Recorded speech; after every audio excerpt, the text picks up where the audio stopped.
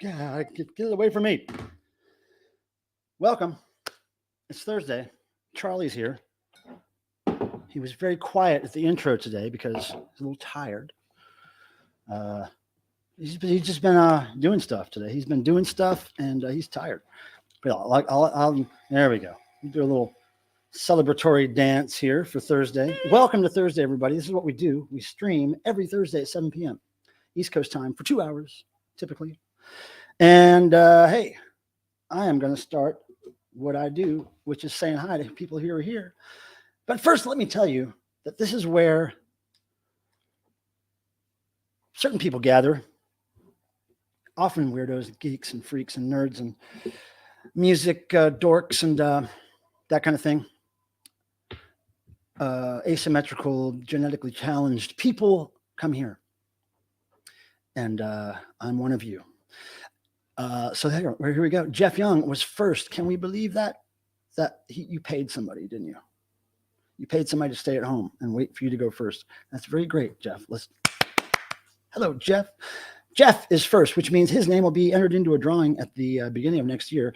I'll go through all my live streams from this year, pick the first and the last person in the chat, and we'll have a drawing for each of those people, each of those positions in the chat. 2 prizes. Pardon me. And if you ask people who won last year, they'll tell you the prizes are no joke. So yeah, hello, Jeff Young. I hope you're up for the noise. It looks like you are. Writer Jordan Jory Lurie. Howdy. Nice of you to stop in and be second. Amina Palmer, of course, artist extraordinaire there. A wonderful illustrator. Hello, Amina. With a name very similar to my last name. Suspicious. Record Hound. What's up? Have you been hounding the records lately? I hope. Vincent. There he is. Pulling up in the 5th.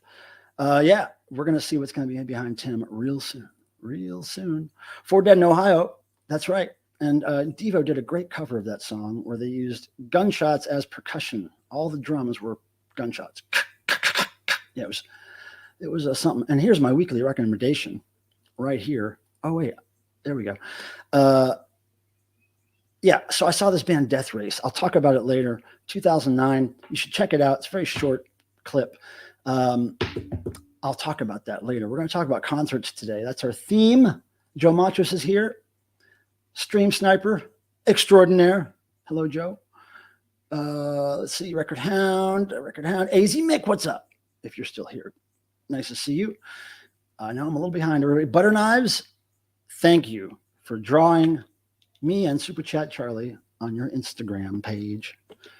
You don't put that stuff on YouTube, do you? Just Instagram, right? Yeah. So Butter Knives, find that person on Instagram and go see her illustration of my man Charlie and me, and also Roxy too. She did Roxy.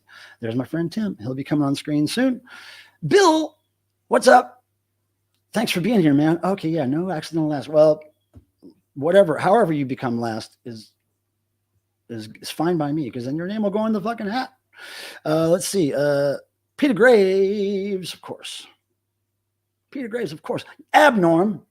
Yes. I love seeing Abnorm up in here. There's another. Okay, I'm just going through. Jason Lindsay. Oh, my goodness. All the way from Texas. Probably wearing some Devo gear right now. Richard James. Yes. The answer is yes. Will you join the noise? Nobody knows. Oh, my goodness. Cardinal Sin is here to mark his territory. And he has just instigated a session, what I like to call these days as the clown alert. There's a clown alert back there. Super Chat Charlie loves the clown alert. And he goes like this. See that light up toilet? You see that light up toilet, everybody? Very important. So that's what Charlie does when somebody throws a donation my way to support this channel. Yes, Cardinal Sin, we're going to do noise, and I hope you will be a part of it, my friend. We've already had at least one or two people say that they're going to be a part of the noise tonight. And if you don't know what I'm talking about, typically the last 15 or 20 minutes of this show, around 8:45 East Coast time, we like to make some freeform noise if I can get 3 other people on screen with me to do so. And by that, I mean, have your camera rolling. You don't have to show your face if you don't want to. Have your camera rolling, have it pointed at something. It'd be great to see what you're making noise with. Don't just have your avatar on the screen, because that is lame, right? Everybody agree? All right, so Charlie, you're going to live there. Cardinal, thank you again, Cardinal, for your kind support. And in your honor, we are drinking the Farting Rue wine. There it is, in case you thought it was not real. Farting Rue wine is real. All right, so Heckfar, what's up? Nice to see you, Wacko Digga. I like that. I don't know what that means, but Asbury Lanes. I got to tell you, man, that was a great club. I think it's gone now, though.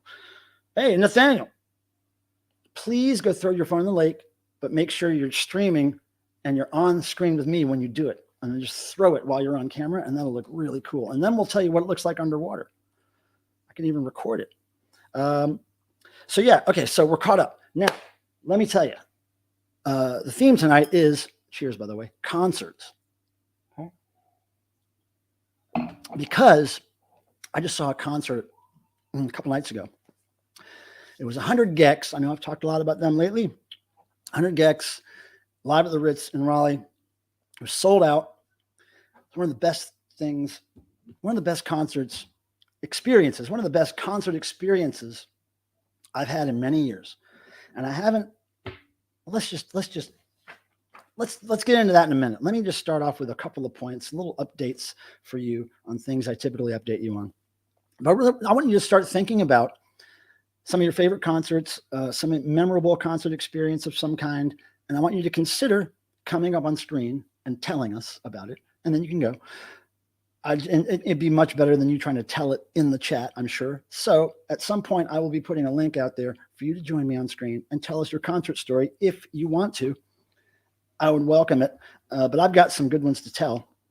And I've got a lot of cool stuff to show you that not a lot of people have seen. So with that, I'd like to welcome Ryan here. Ryan, what's up? Mr. Anderson, good guy.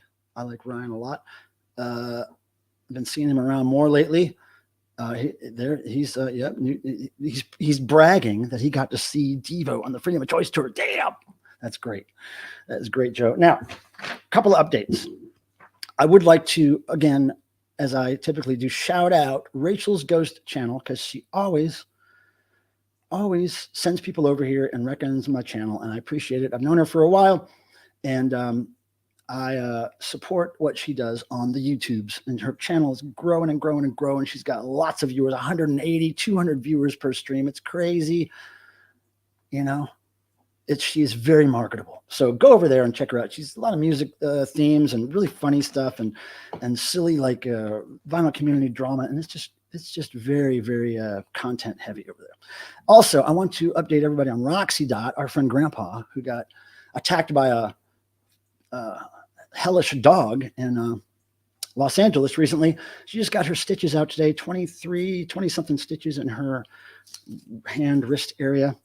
Just got them out today. And so she is doing as good as she can in that situation. But yeah, we wish Roxy the best, of course. Wait a second. Roxy's unit was KO'd by a contractor. Well, she's probably going to enjoy that break. Yes, Tim, thank you for putting that up there. Yeah, so I guess Rachel will be back after some major repair on that. I mean, she could still use her phone.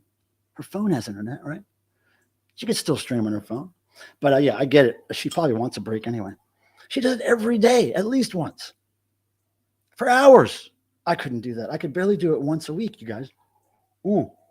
All right, now let me move some stuff around here. I want to update you on my cats because, as many of you know, I love cats. I've had 2 cats here at the house for 11 years. Next month will be their 11th year anniversary living here. My 2 girls, who are sisters, Miss Meowser and Miss Cricket, and they're tabbies. They're sisters again, and they were adopted from the pound 11 years ago. They've always lived inside. They've never met another animal in their life, really. They may have seen one through a door or briefly walked by or something, but they've never met another animal. And so I'm trying to integrate a new cat that I have who's outside right now, Marty McFarty. And I didn't mean to adopt him. I thought he was going to be an outdoor cat that I took care of and fed. And I had a little house outside for him and everything. Anyway, the house didn't work when it got to be 14 degrees. So he came in. I'm integrating them. And it's been a minute. It's been, I don't know, I'm guessing a couple of weeks at least since I've had them together, living together in the same house. And Miss Meowser doing better with it than Miss Cricket. Miss Meowser is still hissing and growling every now and then. But she at least can be in the same room with my man, Marty. And she can be really close to him sometimes and not react at all. But Miss Cricket, on the other hand, is not into Marty at all. Not into him. And she typically stays anywhere but where he is. And if they do meet, there's often a lot of growling and hissing, and sometimes some punches are thrown. But every now and then, all 3 girls will be like on my bed or something, and they'll all be quiet, and they won't be messing with each other. I mean, Cricket's so bad that she growls at her sister now. She hisses and growls at her sister. She's pissed at the world. But I think things are getting better and not worse. So that's the cat update. And by the way, I wanted to tell you, recently I recognized and realized something that's going on in my life. And that is that, so I freelance, right? I'm a freelance worker. I, technically own my own small business. And what I do is I work for bands. I do artwork. I update websites and social media, do merchandise. I do everything I can to help bands or friends or weirdos or my own weird projects. And so oftentimes I'll have 15 different projects that I'm working on, but typically there's 4 or 5 main things, like Devo, the Dickies, 2 bands I work for, eBay sales, YouTube. There's 4 or 5 things that I do constantly that I really enjoy and that somehow make a little bit of income, each of those things. But I realized this week that typically there's only 1, maybe 2 of my projects of the top 5 or all the 13 or whatever that are really active. I mean, that are, typically Devo and the Dickies aren't on major tours at the same time or have major releases coming out or whatever. But let me just tell you, it's the 50th anniversary of Devo. They're going on the first European tour that they've done since 2009, first major tour they've done since 2014. The Dickies are touring also. They're having a book come out and an album come out, working on that. Thor, it's also his 50th anniversary. So for two bands, I'm designing 50th anniversary logos and stuff, and that's been going on. There's a video I'm working on for Thor, a documentary about a certain tour we did years ago. And eBay is something that I've had to really focus on lately because, money from other sources is lower. So I need to make up for that with eBay sales. So I'm cranking on that, trying to get so much stuff listed, buying stuff when it makes sense, and investing in these things that I can save from thrift stores and pass them on to music collectors who will worship them as they should be. So anyway, it's been crazy busy. I cannot tell you, I can barely take care of the cats because I'm just trying to get all this shit done. But it's good. I like to be busy. It's just a little crazy right now. Like, that's why I can't go to Rachel's stream and see. I can't watch other people's YouTube videos. Typically, I'm not around when people stream because I'm either working or I'm out of the house escaping work. It's crazy though, man. It is crazy out there. Now, oh yeah, well, I have a real small client group too. And believe me, I'm not rolling in dough. I don't make a whole lot of money doing what I do, but I like doing it. So as long as I make a little bit of money, I'll keep doing it. Even if I don't make money, I'll do it for some of these people. Thor, Dickies, Devo. Look, I'll always help those guys out, no matter what. But at the end of the day, I just wanted to explain why, if you're a friend of mine or if you're a friend of mine on YouTube and I haven't been socializing with you or watching your stuff, it's just because I'm slam busy. And concerts on top of all that work. I like to go to concerts. Doing a lot of that lately. So, are we ready to talk concerts?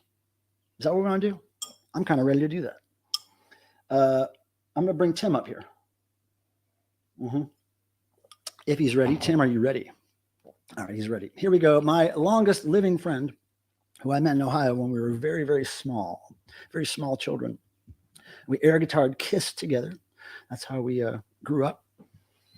And here he goes. He still lives in Ohio. I escaped Ohio when I was 10 years old. But here he comes. Tim Nolan. Hello, everybody. How's it going? Head moderator here on the channel. Your mic is very loud, or maybe you were just talking with a hearty talk there. But yeah, you were kicking there. Right. So I sound okay, right? Everything's good. Sounds good. All right, I meant real small. Oh man, I'm telling you, my top clients are probably 4, 3 maybe. I mean, I don't have many clients, I guess. I'm a client, I guess. So yeah, Butter Knives is here. I can't believe it. That's great. Great artists are here. Amina and Butter Knives are both here. Great artists, visual artists. I also have mail to open today. Okay, so we'll get to that soon. Tim. Yes. I want to start with concerts. There's some other things I want to talk about, but I'm going to start with a couple of concert stories. Let me tell you about last night. Pardon me, not last night. Hold on, let me change this slightly. Okay, because I got stuff to show. All right, so I go to see 100 Gex May 2nd here in Raleigh. First of all, I had no hookups to this show, which is unusual. Pardon me. Usually the shows I go to, I have backstage passes or at least free tickets or something, right? So I thought I would have that for this show because my friend Josh Freeze, my conspirator in Devo, Josh Freeze, played drums with them, and he had told me back in March that just text him, call him, he'll get us in to meet him, and they're really cool. So anyway, I tried to get in touch with him. Who knows? That guy is so busy. He's probably on planet Mars playing from some band. But anyway, so nothing came back from Josh. So we just went, me and my friend Ian. And we didn't even go early. We went there 15, 20 minutes after doors opened. We got there, man, and it was like the longest line I've ever seen at the Ritz. It was going way back, all the way around, back to the tour buses, back past the tour buses, in this old parking lot. Long line. So we started waiting in line. And what I noticed right off the bat was this line of people. They were all young people. They were all weirdos, geeks, freaks, nerds, punk rock, goth, Satanists, like transgender, all this great mix of people, like every race. I saw so many races and so many different sexes and so many people that I don't usually see all in one area like that. And there was no parents. Nobody had their parents with them.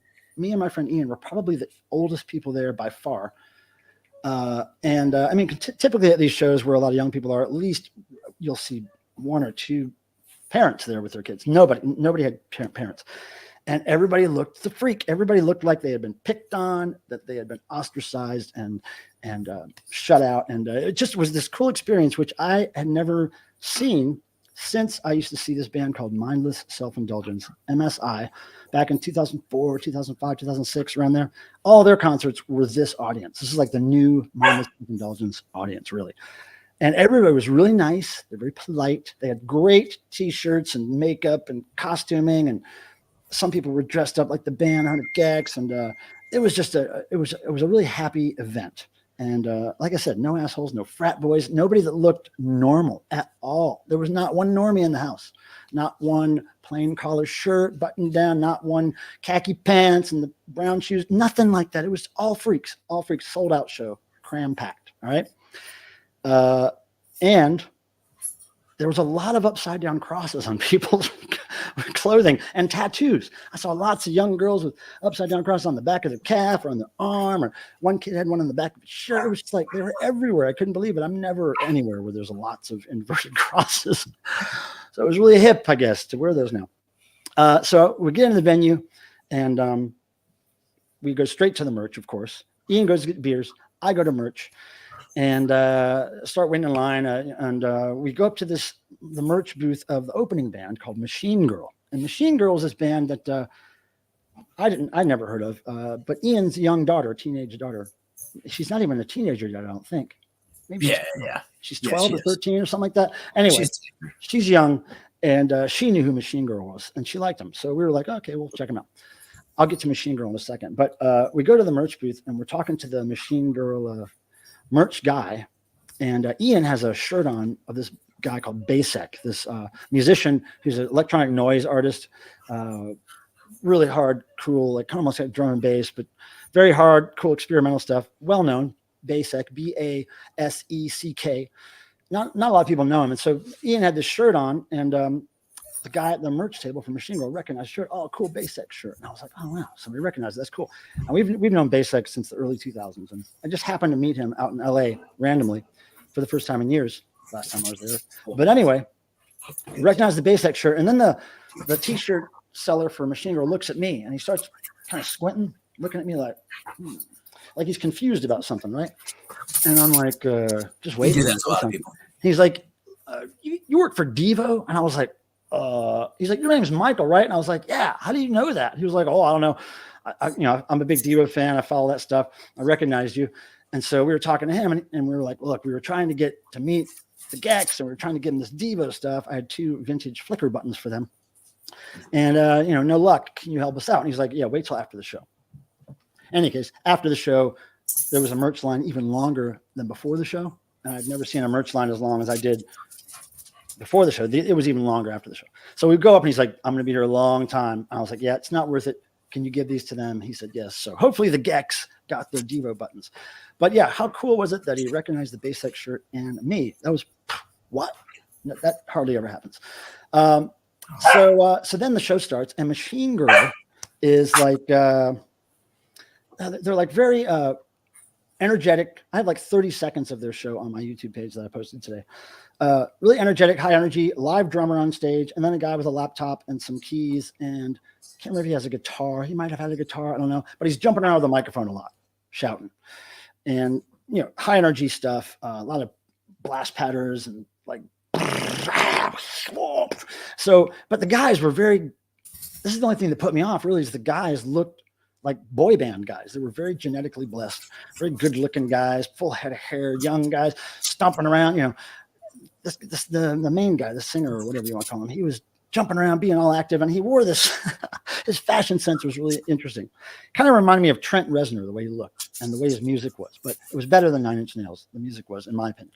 But he had this shirt on that was by this company called Surf Style, and Surf Style was I think it was late 80s, early 90s surfwear company that had this really awful, like jockey looking logo that you would see on like the back of a sports car, like a sticker on the back of a sports car or something. And it said Surf Style. And it was like usually mirrored rainbow color, kind of metallic on sleeves of these horrible jackets. Anyway, he had one of those jackets on, and I remember seeing that surf style stuff around at the beach, I think. But it was like nobody. It wasn't cool back then. it was like gross. It was gross. It was gross. But I like that he was wearing something so gross. But I'm wondering why that got hip. Why did surf style get hip? Because I've seen another band. Maybe it was the Gex wearing it. I don't know. But I've seen another young musician wearing surf style brand. I don't know. So anyway, Machine Girl played, and as soon as I got my Gex shirt and Ian got the beers, we were like, okay, our mission is to get up front. We're going to get close, because I didn't bring any records to get signed. I didn't bring any stuff to carry around, right? So right after we get the merch, we go behind this pole, because my problem is I'm very tall, and I don't want to get in front of somebody so rudely, right? So I get behind the pole, and then I kind of move around the pole, and then I just go in front of the pole. That's my plan all the time. Just stay with the pole and then work your way in. But it was so crowded, we couldn't even get to the pole. It was so crowded that once you got into the crowd at all, you could just kind of go with the flow. And people were always moving through and trying to get up front. So you just go with whatever gap opened up. And eventually I was in the pit, wild pit, very polite pit though, very polite. There was nobody playing football or trying to punch everybody out. Everybody's picking each other up, and anything that got lost on the floor would be found and given back. It was very polite. It was great. So we get through the pit, and then I get on the other side of the pit, which basically means we're really near the front of the stage. And so I just kept working my way up there with the flow of the crowd, and we got very, very close for that Gex show. It was cool. And I got to tell you, there were so many people smushing against each other. We were very sweaty, stinky, sweaty, thirsty. They were passing us water, thank God, from the photo pit. And it was the coolest crowd, man. I can't tell you how nice everybody was. Now, there were a couple of people that I saw near the front that obviously had never been to big concerts a lot in their life. And they were a little worried about how people were encroaching on their personal space. And I was like, well, look, you are in the front of this crowd, and it's very crowded. So your personal space is gone. You don't have that here. Don't expect it. You're going to get pushed. You're going to get bumped into. It's not anybody's fault. It's just the nature of the game. So there was a couple people, we had to talk down a little bit, like, hey, don't worry. This is what happens. It's all good. You're going to survive. But it was so cool. It was such an energetic show. So when the Gex started, and somehow, I don't know how, but I was able to hold this camera and shoot basically the whole show. It was crazy. And I jumped around so much. I danced. Nobody was a dick. And I was so wet after that show. My whole shirt was soaked. My pants were soaking wet. My socks were wet. Everything was wet. Like I hadn't sweat like that in years, man. And I was feeling it the next couple of days. And still this morning, I'm feeling it. But it was great. The Gex were cool. Back in the day, it would have been hard for me to watch 100 Gex because there's really nothing going on. They're just playing to mostly a backing track. And there's a couple of things they play, I guess. And maybe they're singing on the microphone. I would hope. But just the spectacle of it all, and the music was great, and lights and the crowd. And I don't know. It was fantastic. Fantastic. I had a great time. I have not really had that much fun and gotten that much exercise at a show for a long time. So I would recommend. Oh, yeah. I've liked them for many years. I discovered them in 2002, I believe. Oh, yeah. I have a big collection of MSI. Actually, Butter Knives, if you have their album IF, look in the thanks list. Just look in the thanks list. That's all you got to do. But look, I'm seeing all these people coming in. Hello, Zunatuna. Nice to see you. I remember at MCO, the merch line was a mile long. Yes. It was 2 miles long at this one. Hold on. Louis here. Hello. Oh, well, no, I'm the demon you summoned. Hello. Thanks for summoning me. Nicest pit crowd. Yeah. Ian was there with me. There he is. My cat sitter and longtime friend. Cape Cod Ken. What's up? So yeah, I've been running my mouth. Sorry. I got stories to tell. Now, let me show you something. Hold on. Tim, I can't hear you. Mm-hmm. I said, cheers, random mother. What? Random mother just joined us. Oh, good. Hey, random mother. I haven't seen your mom. Sorry, I'm choking on wine right now. Yeah, I went down the wrong hole. Okay. You want to hear about that? Oh, yeah, Machine Girl. Okay, so yeah, they're really cute guys, though. That's the only thing that disturbed me about it. They have to make themselves look a little more uncute. I mean, that's what punk rockers, they cut their hair weird and put safety pins in their nose. You know, you got to look a little more uncute for me, please. It was just, I don't know. They look too clean or something. Anyway, yeah, I'm usually that parent. Yeah, I'm not, thank God. I'm not there with a child. I love telling everybody, I'm not here with a child. Well, but I might leave with one. Not your own, at least. Yeah. I might leave with one. Let's see. So that was my Gex story, basically. But let me show you this. Let me tell you a little bit about the merch they had there, okay? I'm not really a big fan of the merch. Okay, but I have to buy one anyway. So they had this shirt. Look at the front of this. It's so ridiculous. It's so bad, okay? You got the the feminine Yoda, and you got this horrible 100 Gex logo. Look at that. And look at this asinine thing. You got these two pot leaves. You got Laura and Dylan there, because you could tell by the shoes and stuff. They're high. And then you got 10,000 Gex Tour 2, Machine Girl, Legalize it at the bottom. Like, what the? It's so trashy, man. It's so trash. So they had a black one like this. They had a black one and a white one. The black one had long sleeves. I never buy long sleeves. So I had to get the white one because it had the dates on the back. I always go for the dates on the back. And then the only other shirts they had was this one, which I bought on the website, which has this back on it, right? And then they had a shirt that was white that said I Heart Gex. That's all it said on the front, but huge, I Heart Gex. And then they maybe had one more long sleeve shirt or something. And they were sold out of almost all sizes. And it was only the what? How many shows? 1, 2, 3, 4, 5, 6, 7, 8, 9, 10, 11th or 12th show. They're already sold out of a lot of stuff. So I bought this. And this, my friends, this is a medium. Look how big this is. It's huge. It's like the big, and it's one of those like ridiculous, like thick cotton heavyweight shirts, like those horrible 1990s. These kids are all about the late 80s, 1990s, man. They're trying to replicate everything. It's so, like one of those thick collar. Well, it's not as thick. So when are you going to wear that one? Well, I don't know. I figured this one was better for the stream because it had this on the front. But I just wanted to. This is like the part that's like an American flag. I'm saying it jokingly because that shirt's horrible.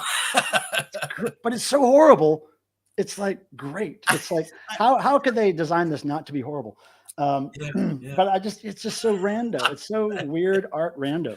But anyway, yeah, the sizing's weird and the thickness is weird and the designs are weird. But we got to put it on the other side. Other side's better. But yeah, I will wear this proudly. I'll probably wear it on the Europe tour for sure. And this one, it's a large, but it kind of fits me okay. I thought it would be too big, but it kind of fits all right. All right. So I'm happy with this. So let me make sure I got all the Gex stuff. Surf Style Jag, Metallic Glow. Yeah, yep. Yeah, so anyway, I liked Machine Girl. I liked their music. I was just a little put off by how cute they were. And I almost bought a shirt, but man, I was just thinking, God, I just can't. I really shouldn't buy another shirt. I regret it, of course. I should have got one because the shirts, Machine Gun Girl shirts, were kind of cooler than the Gex shirts. But I love the Gex. All right. One thing the Gex had there that I hadn't seen before was huge cardboard stand-ups of them from their album cover standing on their head. I guess it was a photo op kind of thing. Yeah. I didn't see many people taking advantage of the photo op, but I did. And I posted that. MSI were high school staples. Yeah, it's weird to think they were so long ago. It was like 20 years ago I started listening to them. That's weird to think. And I'm sad that they're not around anymore. Yeah, I love any kind of concert I can go to where people dress for it is a plus for me. I love it. I love it. That's why I'm not down on people who wear the band shirt to the show. I love that. Yeah. But there's certain bands I wouldn't do it, but there's a lot of bands I do it for. So yeah. Devo. She's coughing and saying Devo. That's pretty cool. Okay, so I got that done. Now, I have other concert stuff to tell you, but Tim, I would like to hear from you. What would you like to hear? Well, give us a concert story, and then we'll see if anybody else wants to come up and tell. All right. One, I was trying to think of what show, because like there's so many that were just tell us, goddamn. Impressionable. But I'll mention on a strange Saturday, I don't even remember what year. I'm going to say the long version, but try to expedite it. I was looking for a car. I was looking for an Audi Cabriolet. And I chose it. I wanted a specific blue one, and they only made like 4 different colors. And I was searching like crazy for months.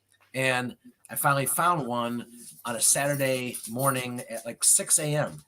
And It was a little pricey, but everything sounded great. So I immediately booked to go see it, and I asked why it was so much, and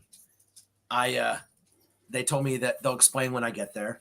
But if I was interested, blah blah blah. So I did, and then they came to explain that this was Eric Singer's car of Kiss, and he had joined the band in 1996, and as a celebration, he bought this car. He collects Mustangs, Audis, and pocket watches, and so this thing had no miles, great shape, everything else. Yes, they wanted a little bit more, but by the time, I was already sold, so I had to have it, and I bought it, and as a whatever, they told me that they were going to let Eric know, and spoke to Eric, and he invited me to the show in Detroit, which is a major show for Kiss.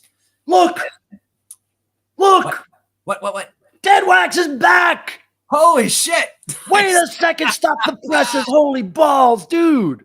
I am so damn glad to see Randy. Holy crap. My goodness, dude. That is so good to see you. I'm trying to see where you first came in, man. I have not been paying attention. Okay, wait, I think I got it now. Hold on. I think he came in right here. There he is. There he is. Damn, Dead Wax. Good to see you, brother. Cheers, my friend. So good to see you, man. I mean, I was just telling everybody that I've been so busy with all these projects I work on lately because everything's going off the chain right now. I've been telling people, I've been missing all these people on YouTube that I usually hang out with and see their videos. And you're one of them, but it wasn't because I was busy, because you disappeared. But God, I'm so glad you're back. Even if you're just back for this chat, I'm glad you're back, dude. I can't wait to talk to you again. And Aaron is here, another favorite of mine in this community. Nice. Aaron, I don't know if you got the package I sent you. Packages. I think I sent you 2, right? Shirt and something else. Let me know if you got it. Just want to make sure it got there. So man, I can't believe it. Sorry to interrupt your story, Tim. We just had to celebrate Dead Wax coming back. All good. Dead Wax. By the way, we're taking concert stories up here. So if you want to come up and tell us concert. Yeah, we need it. All right. So anyways, so friends with. I learned that the car was going to go on. Are we still talking about a car? I'm waiting to hear about this concert on the website, on Kiss's website, on that following Monday. And anyways, from that time forward, Eric gave me backstage passes and tickets to every local show, and so I got to know, the whole band. Take that with a grain of salt. Gene and Paul. Like obviously that was our dream. Like, and I was hoping to get Mike to meet them as well. And I tried to, and North Carolina. They said that guy's a fool. He works for Devo. Get him out of here. Yeah, exactly. But no, just amazing people. We, my son came the last time, this concert right here. And we were backstage before, during, and after, and they had a quote unquote green room. It was these tents, and I'm walking back to my son, and Gene's like, your son may want to stay up here for a moment. And he just talked to one of the ladies and escorted my son, and we opened the thing, and there's all these topless women, and it was still kind of crazy. But yes, we got to hang out with them. We had Kiss cake. We had Kiss steak, as my son was saying. And Gene let my son hold his guitar, and we posed, for photos. Just great guys, everything else. Definitely a lifelong dream. And I've seen them so many times now, and I hate to see them go, but hey. We're going to go too. Don't worry. We are. All right. Now, that was great. And you still have the car, right? Still have the car. Yep. Okay, cool. Now, Mr. Bizarro, Aaron, I know that what I sent you wasn't really your kind of music that you typically get into, maybe, but I wanted you to have that. I wanted to get your Bizarro opinion on it, if I could, and I would hope that you'd be a little buzzed when you listen to it. But hope you enjoy the stuff and the shirt and all that shit. Now, I got something to show you guys. And again, I know a couple of you have some. Mike, you're not allowed to do that online. Check this out. Okay. Now, when I was a kid, I was very into organization was kind of obsessed with organization and lists and pardon me, and having like places to put things. Like I would take those little cereal boxes that you got, and I would pin them into the wall empty to put stuff in them, like thumbtacks or rubber bands or whatever. I'd have all my stuff organized. And I was really into writing down all the concerts I was seeing. So I had these little pieces of cardboard pinned to my wall in my bedroom, and they were basically the backing cardboard to my mom's stockings, pantyhose packages. So I would just take these pieces of cardboard and write every band I saw on them. And that was from about 1977, 78 to the late 80s, maybe 1990, something like that. And I have them to show you tonight, right now. Okay, so I scanned them and I put them online. So we're going to share a screen and we'll all be able to look through it. And, you know, we don't have all night, but I want to just go through this fairly briefly and just let you see in chronological order the bands I saw. And I didn't just write the names, okay? And I'm going to say that, like, I used to stare at this list like forever, and I never did what he did. So, especially anybody, you know, younger out there, do what he did, because man, it's don't so cool. do it on an app. Write it on a piece of paper. Exactly. Okay, here's what I did. I didn't just write them down. I used their logos if I could. So here we go. Now this is the first one, I believe. Hold on. Is this first? No, this is not first. Let me go back. Hold on. I was going to say go to 77. Hold on. I got to put one in there. Hold on. That's not it. Oh. Okay. Now this is the one. Look how I did that top. Concerts. Whoosh. You can tell it's 80s, that little swoosh thing through there. Okay, so concerts. So I started writing this list down, I think, in the 80s, but because Kiss and the Rockets, you see, are my first concert there. And that was 77 or 78. That was 77 or 78. And then Ozzy Osbourne and Vandenberg, that was probably 83. So there was a few years between where I didn't really see any concerts. Well, it's when you moved. It's when I moved. I just didn't have the opportunity, I guess, to see concerts. So Ozzy Osbourne, Vandenberg, right? Hold on a second. Hey, Fuzzwad, what's up? I'm telling a story about concerts. Please burp more, says Zunatuna. So here we go. So Vandenberg, Ozzy, that was probably the Speak of the Devil tour. I'm thinking that's 83. Joan Jett and the Blackhearts, that was her second world tour. That was right when she released Fake Friends. Fake. It was basically that right at the end of the I Love Rock and Roll tour. And right as she was releasing Fake Friends. Flock of Seagulls and the Fix, that was 83, I believe. One of the best shows of my life. Saw him at Carowinds Amusement Park. Styx, I don't know if anybody even opened for them because I didn't write it down, but that was a wild show with robots and stuff. The Tubes and the Plimsolls, I love the Tubes. That's the first of 2 times I would see them in my life. Rick Springfield and Sparks. Now I put the Sparks, but we all know it's just Sparks. I saw Sparks back then. I don't remember hardly anything about it. I can't. The footage I saw of them on TV back then and the show blend together for me, so I don't know which one I'm remembering, but I do know I saw the Sparks, and Rick Springfield kicks ass live. Abnorm, hey man, it was close to my first. That's cool. Still got my tour shirts for most of these too. What a great concert to see, man. I bought shirts at most of these shows and I have them. Now the Vandals was a local band. It's not the punk rock band from California. It was a local Charlotte, North Carolina band. It was basically a Cheap Trick wannabe band. They sounded and looked like Cheap Trick. I mean, they didn't have a guy that dressed like, Rick, but they had a singer that looked like and sounded like Robin Zander. And I liked them. They were kind of like power pop rock stuff. And so Talking Heads, and that's what you can't see here is next to it is the Tom Tom Club, I believe, opened for them. It was written in pink marker, so it faded. Iron Maiden, Quiet Riot. Cool story about this concert, Iron Maiden, was that around town, there were posters for the show. And at first, there was like Iron Maiden was on top with Quiet Riot. And then Quiet Riot had this big hit with Metal Health. So the posters changed. And it said, Quiet Riot will be opening for Iron Maiden. So it was weird. And I have one of those posters that had Quiet Riot bigger. And I've never seen that happen since. Now, look how I spelled quiet. I was a little confused there. I didn't know. Talking Heads, was that Speaking in Tongues? Yes, it was Speaking in Tongues tour. Still have the shirt and the pin back. And my mom would always give me enough for a shirt and food, like a drink or a snack or something. But I would always use it all on merch. So I would get a button and a pin, or I'd get a pin from the opening band and a shirt from the, the headlining band. Iron Maiden, this is the Peace of Mind tour. Waitresses, the Vandals, the Charlotte band, and Insect Surfers from California. They were great. Insect Surfers. Look them up. They're like psychedelic surf new wave. And they were great. AC/DC and Fastway, that was the Flick of the Switch tour. It was a tour right after For Those About to Rock. And Fastway, yeah. Yeah, and that was their first album with Easy Living. Yeah, the only song I like off that is that hit they had. Easy Living. No, there's another hit on there. It wasn't Turn Up the Radio. That was Autograph, but it was the other one. Oh, there's only one way to rock. Is that it? Okay, somebody tell me the Fastway hit that's not the one Tim said. There's another Fastway song. It's the only song I like. Now here, Huey Lewis and the News. That one right there. That's when I met Huey Lewis and the News. And hey, Wyoming Dave, great to see you.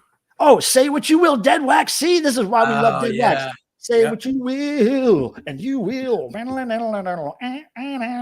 I love that song, but the rest of the album I do not like. I kind of like it. That's a great one. Thank you, Randy. God, I'm glad you're back. Now, Huey Lewis and the News, that show there was where I met them at a small club. It was 21 and older. I was underage. I came in there to freak out Huey Lewis because I thought me and my friend being punk rock, we'd freak him out. But he schooled us. He knew more about punk rock than we knew. He knew Jelly Biafra, lived in San Francisco, and then he did songs for me and my friend. Well, basically during their sound check. So I saw. Yeah, that's what I want to say. What are you saying, Tim? Yeah, I wanted you to share that it was during the day, not at the show. Yeah, no, it was sound check. It was sound check, and they let us in. They did 4 or 5 songs for just me and my friend. So that was like a private show. And then I saw Van Halen and Autograph, right? Autograph and Fastway so close together. That's why I always get them confused. Autograph and Van Halen, 1984 tour. Van Halen, awesome. David Lee Roth, King. The Police and Reflex, that was their Synchronicity tour, Greensboro, North Carolina. Reflex blew me away. I loved it. I enjoyed the Police, but Reflex really got me off. I loved it. They had mannequins on stage, which they called the Boys, and they were standing in front of synthesizers, but not doing anything. They were basically representing some backing tracks that were playing. I thought it was great. There's my first Anti-Scene show right there, 1983 or 4, I think that was. Well, 84, because Synchronicity is 84. Fetch and Bones became kind of popular. But and Blue Oyster Cult, that must be Extraterrestrial Live. I don't remember anything about that show. Absolutely nothing. I remember they had the big question mark cross, which I always liked, but I don't remember anything about Aldo Nova or Blue Oyster Cult. I didn't buy a shirt of Blue Oyster Cult. I don't know if I bought anything. I don't even know if I liked Blue Oyster Cult, but I did buy an Aldo Nova something. And Aldo Nova that late, man. I don't know his albums that late. Billy Idol, this is definitely 1984 then. Billy Idol on his Rebel Yell tour with Panic, which I've played on my channel before. And as soon as I get my live DJ shit figured out, I'm going to play it. It's a power pop new wave album from, I believe they're from North Carolina, but they were great. I knew them in the 80s, and that was really cool. Ozzy Osbourne and Accept. Now, this is his Bark at the Moon tour. What's that? I was just saying Buttering Knives. Of course, yes. Of course. Yeah. Come on. Look. Butter Knives. I'll show you when I'm big. There's a Boingo thing right back here, autographed by a Boingo guy. Okay, so moving right along. I don't mean to take up all your time, people, but Ozzy Osbourne, Accept. That was the Bark at the Moon tour. Heart and Helix. Off the Wall, right? Yep, of course. Heart and Helix. Judas Priest. That was their Defenders of the Faith tour with Kick Axe. I don't remember anything about Kick Axe. Scorpions and Bon Jovi. That was their Love It First Sting tour. Bon Jovi, I did not even watch. I was hanging around because we didn't like Bon Jovi. So we were hanging around the merch booth or something. Go-Go's in Excess, great show. In Excess, I was front row at this little tiny stage in Carowinds amusement park in Charlotte, North Carolina. Great. Oh, changed my life. The Vandals again, saw them a lot. Then here's the first time I saw Huey Lewis at a real venue, the Charlotte Coliseum, with Stevie Ray Vaughan opening. And I know he's highly respected by people, but I remember nothing. And I doubt we even watched him. I wasn't into that stuff. Next, part 2. Look at this. Another piece of cardboard from my mom's pantyhose. And you can see the tack, or I had it on my wall right there. So Sugar Creek, that's a local Charlotte band. And Silent Run, I don't know who that is. The Fix and Andy Fraser, that was also at Carowinds. That ruled. I don't remember what Andy Fraser sounded like. Another Anti-Scene. Sheila E., that was another private show. at the same club I met Huey Lewis, walking distance from my house. She was awesome. There's an autograph story that tells all about it on my YouTube channel. Go check it out. Anti-Scene again, Black Flag. Now I start getting into the punk rock. Now this is where I started. You'll see a lot of mixing of punk rock shows with metal shows and all that stuff now. And I'm really starting to go to a lot of shows now. So Black Flag, Saccharine Trust, Tom Cole's Dog. I believe that was, I want to say In My Head or the other one. In My Head or... I'm trying to think of what year. Well, it's going to be around 84, probably around 84, 85. No. Because Cyndi Lauper was definitely 84. Her 84 and 5 was a long time ago. It was a long time ago. We're old. No, I'm saying like, well, because here's Kiss, Animalize. Okay, so what year was that? Look it up. Yeah, I'm gonna look it up. Yeah, I think it was like 84. So anyway, Black Flag, Saccharine Trust. That was either In My Head or the other one. I can't remember. Damn it. Hey, Wyoming Dave, what's up? So Cyndi Lauper, the Bangles. I recorded Cyndi Lauper concert on a mini cassette recorder. I was front row and I drew on her shoes as she sang. I'm not in line. The Bangles, I don't remember them, but I wish I did. NRG, a great punk band from the North Carolina area. Influential Habits, another punk band I can't remember. Kiss, Animalized tour with Crocus. I don't remember anything about it, but I saw it. Iron Maiden, again. This is the is that Piece of Mind? No. Shit, I don't remember what this one was. Oh, wait, that was the Egyptian one, right? Shit. I think so. No, wait. Did I already show Iron Maiden concert on the list? Yes. Oh, okay. Didn't remember I saw them twice. Twisted Sister, they were great. I remember they had a pink chain link fence around the stage. It was great. The Service and the Neats, that were some punk bands. The Surf, I don't know. Who knows? The Return, the Dangerous Johnsons, punky stuff, I guess. Naked Ramblers, who knows? Probably saw them on a frat or something. Black Flag and DC3. Now, this was either In My Head or the other one. And DOA 85. So there you go. That was the 85 tour. So this up here must have been 84, I'm sure. Yeah. All that was 84. And then we got Anti-Scene again, Shattered Liberty. We got Paul Young and Nick Kershaw. I don't remember much about that. It was at Carowinds. I got into all the Carowinds shows for free because we had a season's pass. So that happened. Sting, Dream of the Blue Turtles. Don't remember much. Now, let me tell you, the only reason I went to all these shows when I was a kid is because I got free tickets to almost all of them. All the big concerts. I had friends at radio stations, and there's a whole story about my radio station thing that I'm going to put on YouTube as soon as I can get the video edited. But I got free tickets to all these, and I got in press gate, which meant I got in 10 or 15 minutes before the crowd, and I got in with the photographers and the press people. So I always had front and center right there at the barricade at these big shows. I was blessed by the rock and roll gods, and still am. Thompson Twins, OMD, that was great. I remember OMD being fantastic. I think I made out with somebody that whole show. Like her dad was the promoter and got us in free, and then we kind of sat in this area where nobody could see us really, and we just made out the whole show. She had red hair. I remember that. REM and Minutemen were fantastic. I don't think we really paid much attention to REM when they were playing. We were there to see the Minutemen. Kiss, and now this one is weird because I just walked into a show. It was on campus, NC State campus. I walk into this building because I thought I heard Kiss music, and it was them without makeup, and we saw the last two songs for free, and I don't remember much about it. Another Black Flag with Gone and Painted Willie. And then we got the Food Bank benefit with Persian Conformity, Second Coming, Resist, Ugly Americans, Creepy Crawl, Requiem, Fist of Fury, Eugene Chadbourne. Some of you people know him probably. That was kind of cool. That was my first real big punk rock show. Another NRG, Anti-Scene, and hey, there's the first Rabid Salesman show right there, my band. Aaron Williams. Hey, great to see you, man. This Ozzy is Bark at the Moon. Oh, no. That was before. This is the one after Bark. I saw Ozzy so many damn, and this is when I saw Metallica open for him. It was insane. It was great. All the rednecks in the audience were shouting, "You're too fast. It's too punk rock." And then 6 months later, they were all like, "Metallica, man, woo!" I was like, "You idiots." Hey, but all the punk rock kids in the audience love. Now look at this. Now we know who's touring right now, who I wish I could see. Susie is touring for the first time in decades. In 10 years. What? In 10 years. She just did 2 days ago. It was the first time in 10 years. Oh, I thought it was longer than that. Okay, so Susan Benches, I saw her on the Tinderbox tour. Yeah, and look who opened. The Raunch Hands. Now, if anybody knows the Raunch Hands, they're one of my favorite bands. They were not the band to open for her. They were like punky, country drunk rock. They were just drunk saxophones and guitars, loud, offensive, kind of like country punk, but that's not really a good. Anyway, Ronchan's great. And why they were opening for Susie, I have no idea. It was not the place for them. Flag of Seagulls and Sequence, Resist, and a number of things. JFA, Unseen Force, and Spot. Anti-Scene, my band Rabid Salesman, Misguided Youth, a band from Charlotte, Circle Jerks and Corrosive Conformity. That was the Wonderful tour, the Circle Jerks heavy metal album. Fetch and Bones, Flat Duo Jets, Bad Brains, and Dr. Night. Bad Brains. That was on the Eye Against Eye tour. I can tell it's the Eye Against Eye tour because the colors I used there. Of course. Ronchan's again. I saw them Raleigh and Chapel Hill because we met them at the Susie show because we wanted to tell them how cool they were because the audience was booing them and stuff. And they said, well, we're going to play Raleigh next. And I said, well, that's where I go to college. I'll meet you there. And we went to that show and they let us pick the set list. We were able to just tell them what to play. It was so cool.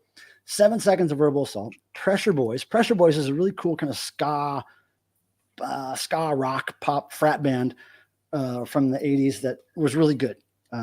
Fishbone, Flat Stanley, Pressure Boys again. Now the Dead Boys. That was their reunion tour with Stiv. Yeah. And I saw them at the brewery here in Raleigh. And it was great. It was fantastic. There was a little tension between Stiv and Cheetah, but it was still good. And then again, Corrosive Conformity, Angels of Epistemology, Bad Brains. Wait. Bad Brains again. I saw them twice. Yeah, no, on that tour. Like, what? Where did I see them twice? I can't even remember. And you've never told me that. It's like I've never seen them once. And Days Of, that's a friend of mine's band who I didn't know then, but I know now. The Romantics and Smithereens. Romantics. Oh my gosh, they're so good. Yep. Oingo Boingo Butter Knives. Saw them in 1986 in Virginia Beach. I was able to meet all the band except for Danny because I was a member of the fan club, and the person who I had a fan club pen palship with for years got me into that show. Zeitgeist and the Beef People, don't remember. Now Zeitgeist, I just sold something of theirs on eBay. That's funny. Forgot I saw them. Pressure Boys again. Billy Warden is Floating Children. That's a really weird band from Raleigh. And that guy used to get naked on stage. Really weird band. Now he's like a really well-respected reporter or something in town here, or he's an editor or something. Wait, he's a writer. I don't know. What's his Billy name? Warden. Billy Warden. Huh? His name is Bill Warden now, probably, or William Warden. But yeah, he was naked a lot. Dead Milkman and Misguided Youth. Dead Milkman were great. They were really nice people. We read teen magazines backstage during that show. Das Furlines, I can't remember, but they were an all-girl band. Kind of like Ronchan's, but girls, not as drunk. Mojo Nixon and Skid Roper, awesome show. That was when he had the TV on his head, and he was dressing in those gas station shirts. And then Skid Roper had the wash tub bass. Yeah. Fishbone, I saw them a few times with the Velt. Fishbone again. Yeah, I was seeing Fishbone. Now see this down here at the very bottom? There was something that got cut off when I scanned this, and I can't even begin to tell you what that says. Anybody make it out? Because I can't. Somebody wants to screenshot that and then let me know if you ever figure out what that says. Because somewhere I have the paper version of this, but it's been years since I scanned it, so I didn't have time to find it. But I don't know why I just accidentally cut that one off. All right, last one, and there's only this many. And then the list stops. Chili Peppers, Faith No More. That was a good show. That was where the Chili Peppers wore socks on their cocks. Fetch and Bones again. And Carmeg DeForest. If you don't know him, I remember liking him a lot. He's kind of like folky, acoustic stuff for the most part. I don't know, but I don't know why I liked it, but I did. Exploited, I didn't really like them. Pressure Boys. And then after that, I got so busy with my own band and seeing so many shows that I just stopped writing them down. And there you have it. And Ken says Blue Oyster Cult is my second favorite band. Seen them more than anyone else. Lots of collectibles and stuff. Oh wait, I just skipped right over G.G. Allen, didn't I? Hold on. No, yeah, other people are commenting about it. Yeah, I just skipped right over G.G. Allen. Yeah, and Mike, tell them about that concert. Well, yeah, no. Well, I'm gonna briefly. I will. So G.G. Allen was playing Charlotte, North Carolina, and we knew some good friends of G.G. Allen, a band called Anti-Scene, and we were the band Rabid Salesman. And the place we rehearsed in was a club called the Church of Musical Awareness. It was basically a little cinder block building that used to be a black church, and right across the street from the punk rock club, Milestone. And they were really cool to the punks, and the punks were cool to them. And then one day they moved out. So then some punks bought that place or rented it, and they called it the church. And Rabbit Salesman rehearsed there almost every weekend when there wasn't shows, or weekdays, really. Just a cinder block building, maybe had one window. I don't even remember if it had a bathroom. It was gross. So G.G. Allen played there, and then Rabbit Salesman, we were supposed to open, but our drummer or something had to go out of town at the last minute, so we had to cancel. I even have letters from Joe Young of Anti-Scene, postcards saying, yeah, we can get Rabbit Salesman open for G.G. Allen, and it's all set. But we had to pull out, and I'm glad we did, because I did not want to be there playing music at all during that show. I wanted to be watching it and being careful. It was cool. It was brutal. Everything you've heard about G.G. Allen is true. He was throwing poop and jerking off and spitting and fighting and just punching people indiscriminately and just crazy. And we were prepared. And we had this political sign or something, or a realtor sign that we got out of, I don't know, maybe it was on the floor of the club, or I don't know where we got it, but we were using it as a shield to block whatever he was throwing at us. And I remember at one point, I think he chased us through the club, and there was an old couch that we kind of ran and jumped over, and that kind of thwarted him, and he went the other way. But we had the sign in our hand, and we were there to fucking bat him around. But it was great. It was $5. I had to convince my friend Larry to go. He didn't want to go, but he did go, and now he thanks me every day because it's his coolest story about seeing bands live. Anyway, so G.G. Allen. So anybody else, if you have stories you want to tell, I'm going to, here we go. I'm going to see if this works here. Okay, I'm going to put this link in the chat. If anybody, Deadwax, anybody wants to come up and tell a story about a concert, we would be glad to have you. Now, until then, let me tell you, I'm going to open some mail. First of all, let me show you this. Vinyl Gorilla Records, how's it going? Vanilla Gorilla's here. Whoa. Gil, thank you. Wait a second. What is this? Drink. He just loves to see. Look, the clown thing has been on the whole time. I've been standing in front of it, but it's been on the whole time, man. Well, there we go. Do clown alert. Man. Clown alert. Now here's what you get. Light up toilet. Nowhere else on YouTube. There we go. Charlie, thank you for your service. Cardinal Sin, thank you for that kind donation. And we love you. And you're a weirdo and you're a geek, and we love that. Damn. And Vanilla Gorilla is in the house. Where is he? Vanilla Gorilla. Somebody needs to make a song about Vanilla Gorilla. Now, let me tell you, I got this in the mail. I opened it already. But okay, so I ordered a bunch of stuff, 100 Gex. I did a video about it. And then this comes in the mail after I get all my stuff from 100 Gex shop. And I'm like, well, it looks like a CD. I already got the CD I ordered. Now, let me tell you, when I was entering that CD that I got previously into Discog. Whoa. Stop. Vinyl Gorilla. Thank you very much. What happened? Vanilla Gorilla in we love Randy. Hey, Randy. Randy. We love you. And we got stuff for you, Randy. Now, Vanilla Gorilla, let me show you. This is the clown alert. That's the clown alarm. Clown alert. And then, of course, with your kind donation, you get this. The light up toilet by my man, Super Chat Charlie, who is sexy until you look in his eyes. And then he's absolutely horrifying. But he does have a job, and that's his job. And Vanilla Gorilla, I can't believe that Mr. Vinyl Gorilla has just done that gracious thing of that donation. And that will go towards sending Deadwax something cool.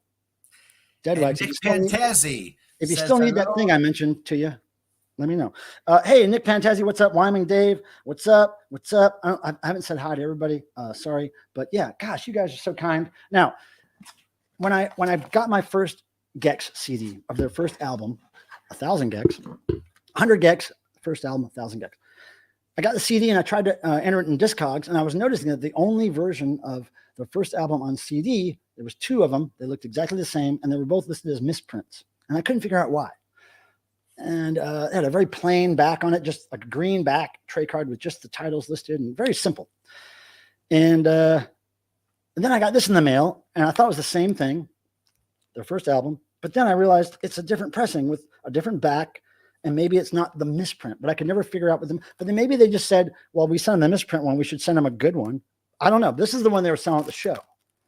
And this was not on their website when I bought it. So I don't know. Now I have 2 versions and I don't know the difference. This is not on Discogs yet. So I don't know what to do. I'm a CD collector who doesn't know what to do. So I thought that was interesting that they were cool enough to send me one because they thought that maybe I would be upset with a misprint when that's the coolest one, right?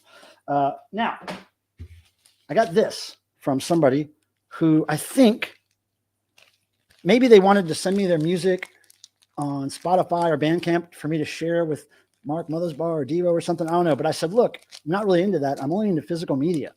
So they said, okay, we're going to make a special physical release, a limited release of our CD just for you.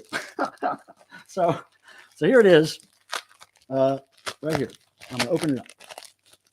I can't wait. I couldn't believe they did that. It was so funny. You got to do that for old people because they don't like Spotify. And you are old. Look at that. From MF to MP. Okay.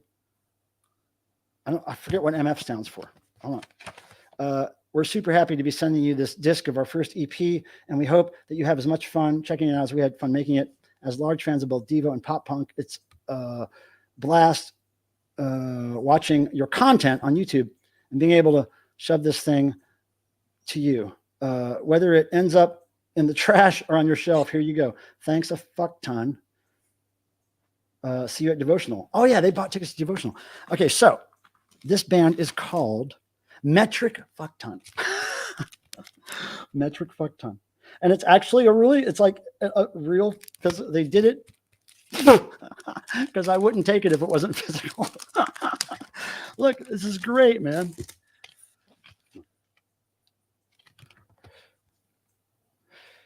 You know, look at that. I don't know what it sounds like, but I can't wait. Maybe I'll do some laser drops on this on my next recent finds. So that was cool. And they gave me 2 stickers. Very cool. So we're going to have to look up what that sound, but that looks great. They're doing it, man. They're doing it. I love that logo. All right, great. In My Dreams, Wheeze, Diabolic, 2-liter, and In My Dreams featuring somebody else. This is great. Thank you, Metric F-Ton. This is fantastic. All right, cool. Now, last thing. Cardinal Sin is asking, do you have gifted memberships enabled? What the heck is that? Because you tend to get. Oh, dude, I never put the link up. Damn. Okay, I never hit send. Okay, now there's the link to join us on screen if you want to tell a concert story. I'm so sorry. I didn't realize. Okay, now I got this in the mail. I don't know what it is. It's just to Devo. There's no return address. It's from Dallas, Texas. I'm going to open it. I don't know what it is. I have no clue. Or who it's and from. Also, while he's talking, I'm just going to throw out anybody interested in joining the noise stream, Jason, hopefully, and others, just type in noise. Oh, now this says MP on it. That might be you. I think it says MP or it says NP. No, it says MP, and you are MP. That looks like an N, isn't it? Wait. That's an N. I don't know. Maybe it's an M. Okay. What is this? What? Look, what is this? Nooner Pine. Interpreter of antiquated American song, ancient world music. That's it. What? I don't know. Oh, wait, here's a letter. Duh. Longtime fan since your experimental film days. I would like to open for you it's for Devo. Okay, so he's a fan of Devo, and then when he wants to open for them. If you ever play the Dallas-Fort Worth area, maybe Austin. Could be a hootie hoot. He says, could be a hootie hoot. Well, hootie hoots might be good, but you know, this is to all the bands out there who want to open for Devo.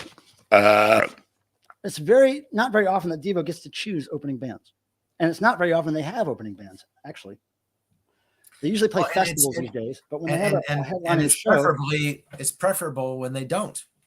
Well, yeah. But man, you guys are so kind today, and Randall's here, man. I can't believe Dead Wax is here. This is so cool. Oh, I know. Yeah, wait, Randy, have you been to any other streams before this one? Just tell me that. Do I get to say that I was the first stream you visited? That would be really cool. Now, our friend Jeff is here backstage. He wants to tell his concert story. I'm going to let him on up here. You ready? Because we got to get ready for noise. Here we go. Yep. Okay. Now, I'm going to make you big. I'm No, you can just tell the story. Go ahead. Well, it's kind of like more like Tim's, because it's almost the journey was half About a car. Yeah. Well, and I don't know if Ian's still here because he's involved with this too. But the reason I remember this is, I was trying to decide, because when you mentioned the concert stories, I was like, oh, okay, let's see. The Butthole Surfers was fucking amazing the first time I saw him. Neubelton's always been amazing. But when Ian showed up, this is what reminded me of this, because the first time I saw Fetus was in DC. Jim Thurwell. Yeah, you got Fetus on your breath, or scraping Fetus off the wheel, or okay, right. And so, I was a huge fan of Fetus for a long time and had not got the chance to see him. And this would be either 89 or 90, I believe. Fetus was playing in DC, and there were several of us that, were taking the trip. We loaded up 2 cars to go see Fetus at 930 Club when it was back in downtown in that basement. So Jeff, there's a question for you. Oh, what's Jeff's YouTube name? It's literally my name. It's in the chat. Jeff Young. Yeah. And but yeah, so we had 2 carloads of people, 8 or 9 people, I think it was. And Ian's in one car, and I forget who was driving the other. But their car broke down about halfway to DC. So we abandoned the car and literally crammed 9 people into Ian's. It was like a Mazda 626. This thing seated 4 on a good day. It's like, and we made it up there, got to the show, and that was also the first time I ran across Cop Shoot Cop, because Cop Shoot Cop was opening for him. Oh shit! And so, I'd never heard of Cop Shoot Cop. We literally walked in while they were playing, and we're just like, "Holy shit! What is this?" It was amazing. And then, of course, we ended up opening for them a couple times, and they were really good friends with Jim Thurwell in New York. So that's right. Yeah. So that's that one. And that's the part I forgot to mention. The reason we went there to begin with, it was also my birthday. So that was like a big birthday present, going to see Fetus on my birthday in DC, and running across Cop Shoot Cop, and just all that led to was just amazing. That is a good day. Yeah, it was a very good day. Yeah, Cop Shoot Cop. Oh man, they're one of my favorite bands, and they used to stay at our house, Pine House. Oh yeah, I remember. For year after year when they would come touring. And I figured out, I asked them why they kept coming back, because we were just a bunch of dorks. Mm-hmm. We weren't like partiers or anything. And they said that's why they kept coming back, because they were trying to get clean, and they knew there wouldn't be any drugs there. And we were cool people, but we were weirdos, but there was no drugs. So yeah, because I ended up, talking to Cripple Jim a lot later on down the line and stuff. I still go see him. Yeah, there's a new project out called Human Impact. You should check that out too. Oh, I've checked it out, and I still every time I'm in New York, I typically visit him. He comes. He kind of has a place. His wife has a place in the city, so we'll go over there, and it's this really cool big warehouse space where she has all. She's a very famous artist, his wife, so she has all this cool artwork in the warehouse and this great big living space, and it's awesome. He's a cool guy. And then the only other one I have is like Einstein Neubelton's last show in the United States. They have not played, I think it was 2004, and they have not come back to the United States since. What? And their last show was in Asheville. It was like the last show of the tour. And so, and they were basically, because like when they would show up, they wouldn't bring instruments with them. They're from Germany. So they're like, they'd bring the, light things. But for the most part, they were buying a lot of crap for the tour when they got to the States. So they were also shopping carts. Yeah. So they were also auctioning it off at the end of the show. So they had a lot of air compressors. I think you told me about this. Yeah. Right. Yeah, I did tell you about it. So it's like a friend of mine ended up, they recorded the shows on site. So you could literally like go, I want the CD of the show afterwards. And so I was buying that, and then they started auctioning the stuff off during the show, and so there were like 2 air compressors. They were both like Huskies from Home Depot, and we're talking about it, and one of my friends, Lisa, was like getting ready to like sandblast a van or something. And we're like, yeah, you're gonna want an air compressor. You do that. All right, and so we took up a collection, bought the air compressor. She's like, oh yeah, fuck yeah, I'm getting that air compressor. And so after the show, the whole band's up on stage signing the air compressor, and we're lugging it out of the club, the whole deal and stuff like that. And like and in fact, I'm the one that turned her on to Neubelton. So she was just like, we hadn't seen each other in years, and we were like, oh man, it's awesome seeing you, all that kind of stuff. You're gonna want it. And then so like she had this air compressor for like 10 years. She finished with the van and all that, and it had broke down. She'd had it in her basement for years, and it wasn't working. She's like, they were moving, and they're like, all right, we need to get rid of this. And she'd reach out to me. She's like, hey, do you want this? And I'm like, fuck yeah, I want it.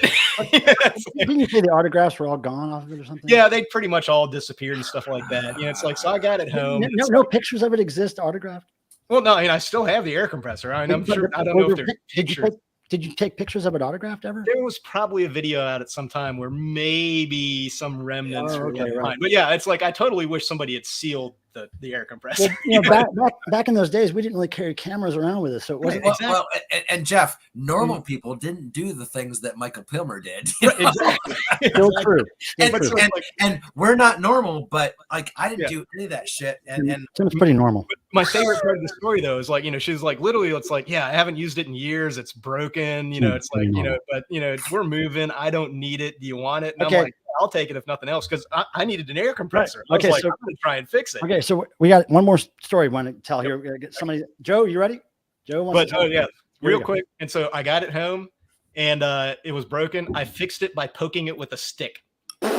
Like, literally a grain of sand had gotten in the power switch and broken the connection. So I poked it with a stick, got the sand out, fired it right up after 10 years. When Pilmer's that way, I go out back, I get a stick, and yeah. And I'm still using that air compressor to this day.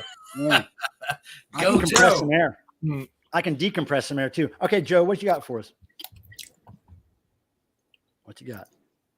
Ticket Devo. Oh. That's the 81 show, right? It's 1980. 80. That's right. 80. Sorry. Asbury Park, New Jersey. Oh, yeah. Convention Hall. Right on the boardwalk, right on the ocean. That must have been right after they played Central Park. $8.50. Yeah.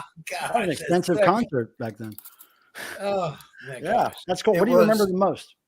Well, there were two things. It was the summer after senior year, and we were walking the boardwalk that Saturday. I had bought tickets for every one of my friends because I knew that we had to go and see the show, and they were all like, they were on the fence. And I go, I will buy your tickets. Yeah.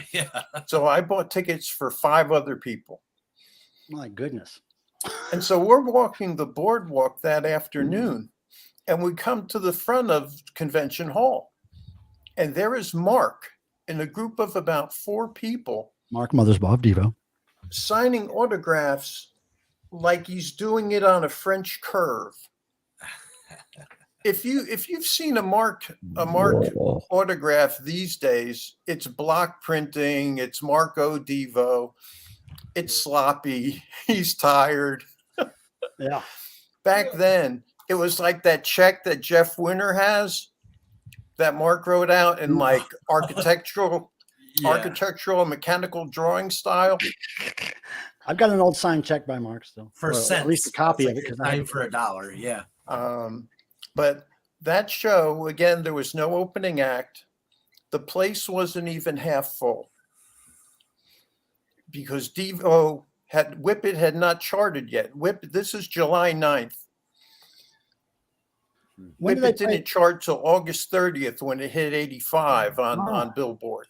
When did they play Central Park? And I'm trying to think. The best part about the show was the lighting. The sound was good. The convention center wasn't the best place. The coolest thing that I got out of it was I saw Swelling Itching Brain played live. Oh, that's cool. That's nice. But the light show was just fantastic. It was so bright. Those things, those metal grid, I called them metal grid refrigerators that had like the 6 lights in them. Mm-hmm. Blinding. Yeah, I'm telling you, when they turn those things on, the 2009 show only hinted at what those things did. When they turn them on, when they do Smart Patrol DNA, and they had the lighting up from the floor and they're dancing on those damn things. Mm-hmm. Oh my God. I was like, between that and the Tunnel of Life, I was like set for that whole weekend. My friends were nonplussed by the concert until I bought the cassette. I shouldn't say I bought the cassette. I won the cassette on the boardwalk on the wheel. And I'm playing Freedom of Choice at the beach. And all of a sudden they're all saying, hey, yeah, we saw this. This was great, you know. Yeah. Well, that happens with people. But you were there. You were there. You led them to heaven. That's good. Now, we don't have much time before noise. We have about 25 minutes. So I need to put a call out for noise.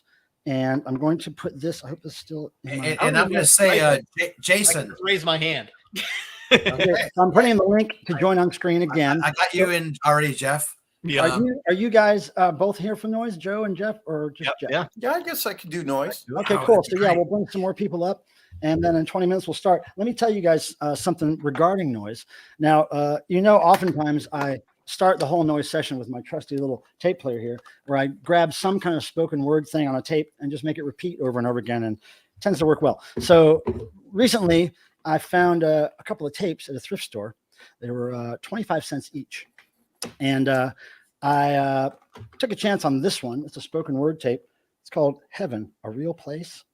And it's just basically a sermon released on a cassette by, I don't know if you could read that name there, Dr. Win Mago or something. Anyway, there we go. Heaven, a Real Place. So we're going to hopefully get some stuff off that tonight. And then also in that same batch of tapes, there was a bunch of tapes that looked like this, just blank tapes that had sermons recorded on them. And this one in particular I bought because it had this written on it, tongues. So I'm hoping that this is speaking in tongues. Yeah, me too. I just can't wait to find out what that is. Or it could be something else, And then also, the last time we didn't get to do noise, but I just recently fixed this tape that was broke. I got this at a thrift store a long time ago, but this is the general introduction to sex therapy. So that should be good too. So those three things, I'm going to start with tongues just to see what it, I'll start the whole stream, the whole noise thing with that, just to see if we're lucky and there's going to be speaking in tongues on there. And Abnorm, thank you for joining the noise. And Ken. Cardinal Sin's here too. He's going to join. Ken, yes, I got him. What is the clown alert? I'm curious. What? Ken was trying to express that there was a clown alert and clown. Yes. There was a clown alert. There was a few of them tonight. Hold on. Oh yeah, this is good because the guy's talking real loud. I'm just going to rewind it to the front, the beginning of the tape, and we'll see what happens later. So we got Cardinal Sin here. Cardinal, you want to come up? Yes. Yes. Goodness gracious. There he is. Look at his. Yo, Gil. Hello there. You must have a crew of 20 people to set up that fancy setup you got there. Nah, just me. Yeah, it's something. Now, are you like me? And whenever you set up your stream, is it a pain in the ass and everything breaks and things fall down? And no, I rehearse in advance, so that all happens before I come on the show.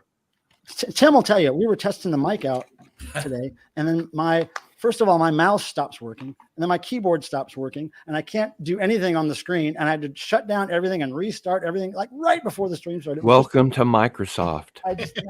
Reboot and call me back. I know, right. But it never happens. Like, have you tried pushing the button down and then pushing it up for 30 seconds and unplugging the modem for 30 seconds? My mouse and my keyboard have never stopped. Try taking this one finger and sticking it up somewhere. Hey, Tim, come on, leave that at home. Oh, all right. So now, Abnorm, you want to come up for noise? You got the link, right? Yeah. He said noise. Yeah. So there's the link right there, Abnorm. If you want to join us, anybody. And Pilmer, you do know it's 8:23, right? I know, but we're gonna get everybody up here. Everybody's gonna tell we're gonna use for noise. We got a lot of things to do. You haven't even done positives yet. Well, we're doing positive concert stories, so there we go. We don't have time for that today. We got nice save, Michael. Abnorm is here. Are you ready to come on screen, Abby? Abby, I just called him Abby. You ready? Thumbs up when you're ready, buddy. Okay, here we go. Boom. Hell yeah. Hey, how you doing? What's up, man? I'm good, Abnorm. Good. Pour another glass of wine. What is your shirt? Hey, Abnorm, how's it going? Good. How you doing? What's your shirt say, Ab? This is Fatso Jetson. What the hell? You've always got some cockamamie band you're teaching me about. I don't kind of a like it. Desert rock, Southern California, kind of punky blues band. So not to be confused with giant rock. Let's say hello, Adrian. Adrian's here. Hello, Adrian. That's the welcoming belch for Adrian. I got a quick concert for you. But can I say something really quick? Vinyl Gorilla, are you still here? Vinyl Gorilla, are you still here? Please. Calling Vinyl Gorilla. Vinyl Gorilla. Tell you, Vinyl Gorilla. And Pilmer, while we're waiting, let's put Abnorm up because he's got a concert story. Wait, he can unless he's going to show something crazy, he can just tell. No, I can just tell you real quick. Yeah. So somebody else you probably never heard of, but Hold on a second. Vinyl Gorilla's here. Hold on. Vinyl Gorilla, I just wanted to say, since you super chatted earlier, I broke these out, and I'll send you one of these if you want one. It's my Jesus Simmons Holy Card. And if you just email me your mailing address, you can find my email on the About page of my YouTube page. Just email me, and I'll send you a Jesus Simmons card. There you go. All right. There you go, Abnorm. okay. So not real exciting, but there's the date on this particular concert was March 12th of 2020. All right. So, and the band was Lockdown. That was Lockdown. That was right when it was coming up. The bands were who's a kind of a two-piece drum and bass, kind of really trippy doom metal kind of stuff, and then drum and bass doom metal. What? Woven Hand was kind of was opener. They were kind of a similar kind of vein, but a little bit of like a country western kind of. Anyway, weird, fucked up shit. Just kind of real groovy shit. But I mean, I spent the whole day. So I had to drive a couple hours to get to the show, so I spent the whole day just checking everybody, make sure the show was still on because shit was starting to shut down right then. Yeah. And I get to the show and everybody's like, elbow bumping everybody and shit because we didn't know what was going on. And right before the show started, the band announced on social media that they were like canceling the rest of the tour. Like they were heading home. It's like this, they're scared. They're just going to get the fuck out of there because they're probably going to, half their shows are going to get canceled after that. So it was a pretty memorable event. So, and it was a good show too. That's where, when we get to see something like that and it's during a time where it shouldn't have ever happened, you feel really lucky. Yeah. And I didn't know if I should have gone or not. And then, it was a year and a half or 2 years later till I got to see another show. So it was, and hey, I wanted to mention our friend Mr. Bizarro, of course, probably has a stream starting right after this. He plays rock and roll music. He talks to you and he looks good doing it. And you should go over there and check him out. He's always entertaining. I try to check him out a little bit every night after my stream and put my 2 cents in there. And so please support Mr. Bizarro, my friend Aaron. He's great. So, all right. So let's go around and we'll just talk about. Just jump in anyways and say tomorrow, I'm excited because we didn't do a thankful thing or whatever. It's like, but I get to go see this guy tomorrow. And he's opening for who? Wait, he's playing with who? It's Frontline Assembly and Ministry. Yeah.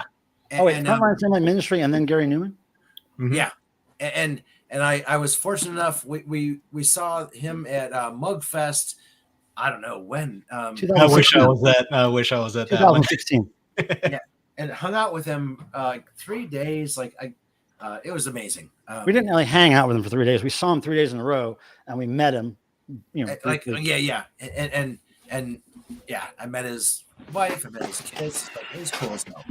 Tim stole his wife. Tim's now married to Gary Newman's ex-wife. Gemma, no, she hello. I was trying to make it a little more interesting. Michael, can you make me big for a second? The rub on. They have pills for that. Boom! Look at that. Yeah, there it is. Sexy. Now, have you gotten Charlie t-shirt? You just don't know how hot you are, baby. No. And I got free. Look at that. Oh yeah, stickers. Those stickers free are Super Chat Charlie stickers. Oh yeah, nice. Use those wisely. Those are good for illustrated Bibles. So thank you, Michael Comer. Thank you very much, dude. That shirt looks great on you. I got to say. It does. I got to say it looks real. It looks three-dimensional. It looks like a real light up toilet. And the toilet and the eyes glow. Yeah. Probably not as good as they glow on YouTube. That's great. It's my new favorite shirt. It's really cool. If anybody would like to buy one of those, then you could just go to if I could type this in, Big Cartel. All I heard was I don't have a whole lot left, but I have a few left. Could you repeat that? It's michaelpilmer.bigcartel.com. I put it in the chat, y'all. All right, now let's go through what everybody's using for noise. Okay. Amina says, "Awesome! Noise. I love my Super Chat Charlie shirt." Mm-hmm. Oh, Amina. Oh yeah, she got one too. Yeah, for sure. Hell yeah, Amina. Represent. Amina rocks. She knows it. I'm going to start with what I'm going to be using for the noise, and I'll tell you, it's the same shit I always use. It's this Monotron Korg Mini synth. It is this vintage 1990s fart machine.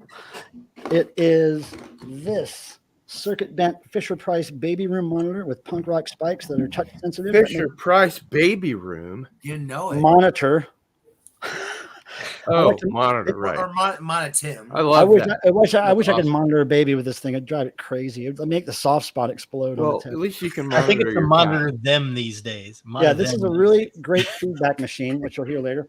And then, of course, I got my tape player. It's my favorite noisemaker. I love that. That's awesome. And a plethora of other things down here, like plethora, spray paint. Plethora is how we say it here. Thor is the most important. Thor is the most important. I say it plethora.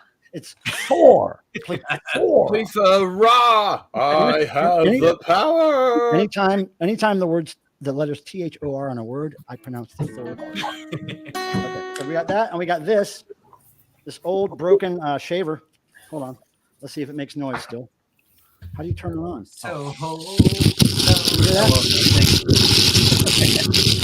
Wow, that is totally not ASMR. Yeah, that's the opposite of ASMR. About as if you are. I love that. I was gonna throw it away, and I thought, no, I could use this for something. Okay, so we got that. No, so we thought the same. We'll move on to Tim. Tim, what in the? Oh, there's a God. There's a God. There's a God. God's not kids. Are you meeting this amazing person here? Are you going to use that for noise? No, you meant that more scat. No.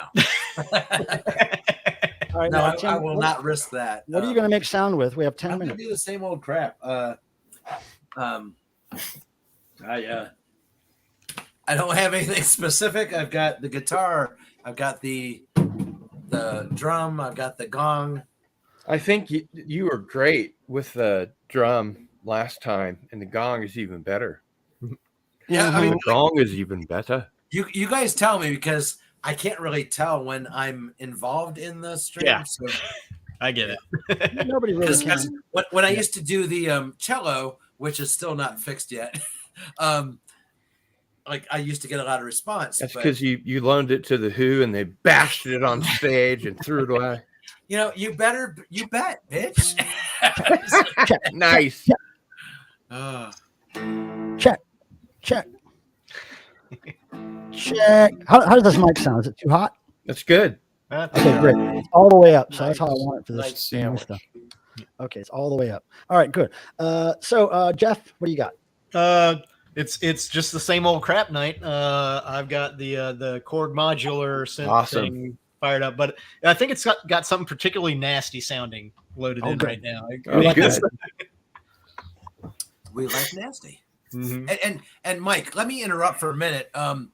Jason, I tried to get you to join the stream because you were showing all your synthesizers and you actually were doing some unique things, and I got a response and you said yes, and you were on here. So where are you? Well, he bailed. Well, no, I don't accept this that. Is just for later on the replay. Come on, there we go. Jason. You gotta get your Tim, get your dog involved. Yeah. Bill, I don't know why they're so quiet, to be honest. Because they know. Okay, now Abnorm, you got something in a pan or a bowl you're gonna shake around? I'm bringing back one of my old favorites. What? Yeah. What does that have in it? Your dad's hip. Yeah. That's his dad's hip. I think you're thinking cremation. That is amazing. That looks like a space age butt plug or your dad's hip. Yep. Or both. Could have had a space age butt plug as a hip. No, Norm, I actually had told Pelmer, like, the first time you did that, I thought it was amazing, and I told him, it's like, oh my gosh, I wish you'd come back. It's amazing, man. Yeah, that's great. That's so cool. I've beat the shit out of the bottom Look of at this. that. Oh, it is different. Oh my. That was used as an oil drum if you had malice. That was your spit that did that. All right, Cardinal, what do you got? Got the Gretsch.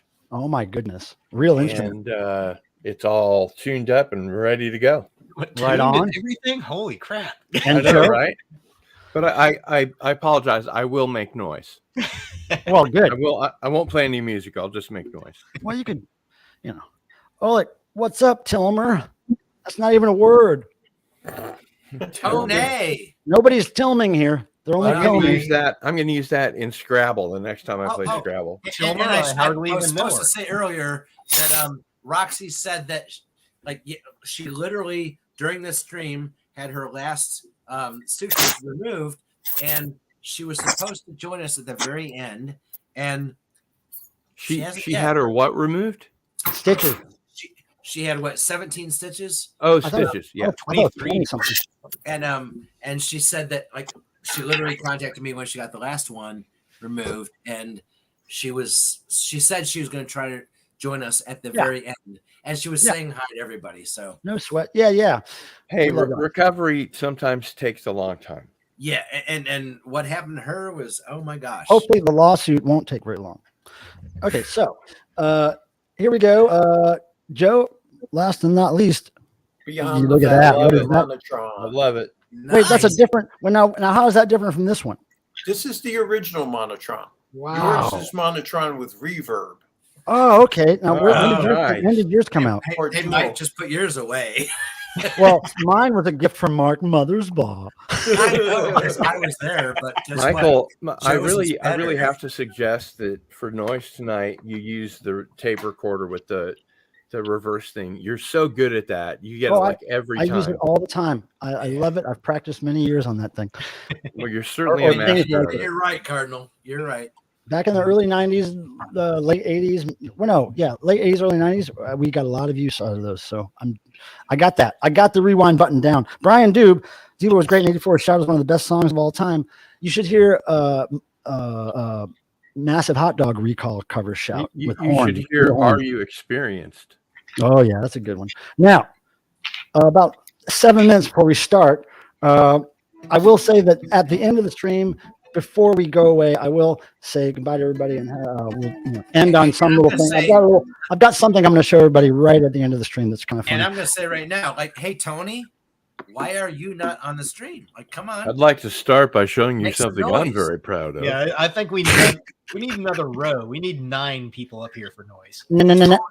9. Well, it's hard enough to get 3 people besides me up here. So. I know. That's why most of the audience, as soon as I started letting you guys on the camera, 10 people. Michael, you're starting to robot out. Oh, really? Yeah. Can you reset your or I'm just going to turn the volume down. Hold on. reset your audio? Hold on. Now, what about this? Is that better? Let's say some more and let him talk, Tim. Is that better right there? It is. Okay, I'm trying to keep it as hot as I can because sometimes this tape. Now you're roboting out again. You're getting a bit of clipping. Yep. Okay, so here we go. What about that? Yeah. How about that? Say a complete check. sentence. 1, 2, check. How's that sound? Am I clipping? You're still a little robot. How about this? Wait a second. Wait. That's what we used to do in the 70s. If it didn't work, you just hit it. Tonight to get the other half of my message. See, no, you're roboting out still. Really? But he's roboting out in a good way. Okay, now what about that? You're roboting out. And we didn't do this purposely, but because of the nature. Yeah, that's good. That sounds great. That sounds good? Okay. I just want to make sure it's hot enough for the tape player, really. And right. Michael Pilmer, Adrian said, Tilmer, I love that. Oh, it's a lot better than the nicknames I was called when I was young. So it was worse. All right, so Tim keeps getting cut off. Yeah, Pilmer does that. Yeah, well, that's why he's here, for abuse. Yeah, you know. He likes that. Some people do that for a living. Now, Devo did play Hendrix, Stephen. They covered Are You Experienced? Mm-hmm. It's very nice. Very nice. Okay, so we can just start early if we want. No, wait a second. Make sure everybody backstage is on the screen. Yep. All right. Nobody else wanting to come up. So here's how we usually start. No, I don't accept that. I Tim, want 3 more people. Three more people. One more person. Come on. One more person. Mm-hmm. Okay, we'll just sit here and wait until Tim can get one more person. Well, Cardinal's taking a break anyway. Cardinal, get your ass on this damn camera. I don't care what you're doing. I'll remove you from this damn stream. You know I hate avatars. Fuck it. Oh, no, I don't like the avatar. No, the avatar is not my game. If you're going to be on screen, you can't have an avatar. I'm going to add him back when he comes back on camera. But I might not wait for him to start the noise. No, I told you there's a rule. Okay. I'm pretty sure we're not going to. My house. Yep. Yeah. My house, my rules. Okay, here we go. He's back and he's got his wardrobe on. There we go. I'll put him back in his spot. Wait. Okay, there we go. All right, kids. Here's how we start this typically is I'll capture something on this tape and make it repeat. I'd say 5 or 10 times the exact same thing, repeating over and over again. And that's when you start the noise, but not until I capture something cool and I repeat it for a while. And I'm totally going blind on this tape. I've never heard it before. And we're going to see what happens. Okay. It seems like a good prospect. We're starting a little early, so just give me some time to catch it and make it repeat. Okay, here we go. I've got the original. Cannot possibly cover it all this morning.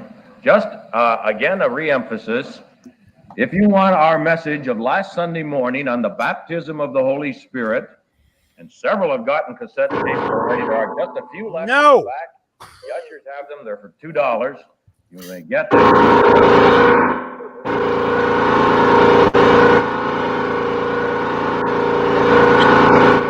Who is that? It's not me. Who? Not me. Who was it? Who is it? It must be you, Michael. No. There's the culprit. Previously for several times. Okay. Now. Here, listen to this, you shit. Several times is tongues in our day. Tongues in our day. It's tongues in our day. Okay, for whoever's doing that, it's blowing my ears out. In our day. Tongues in our day.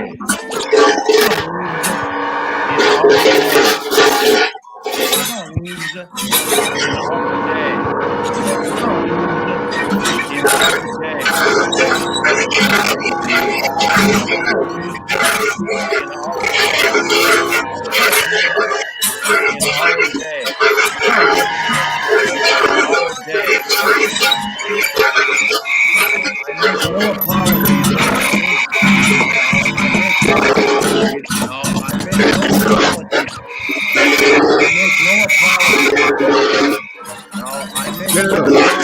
Can you turn that down? I make no apologies. I make no apologies. Abnor, you're the culprit. No, I make no apologies. No, I make no apologies. No, I make no apologies. No,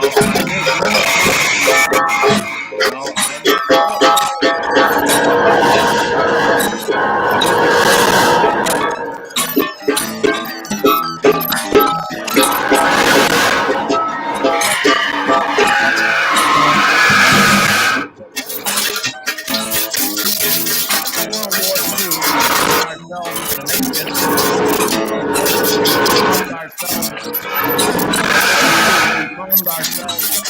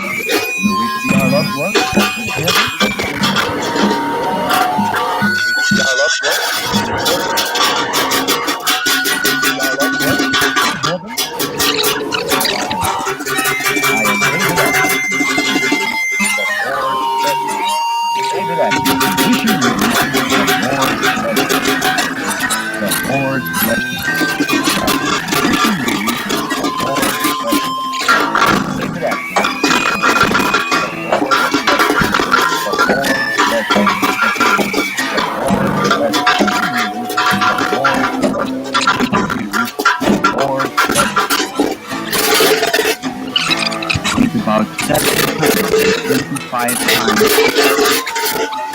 our Bible about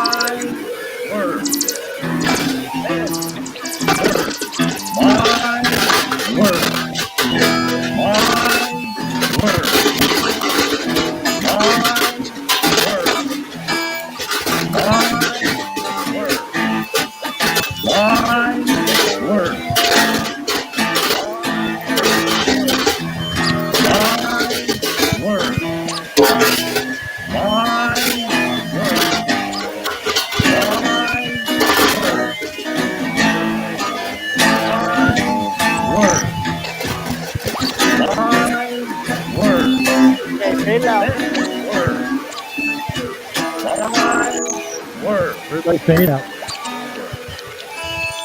My word. My word.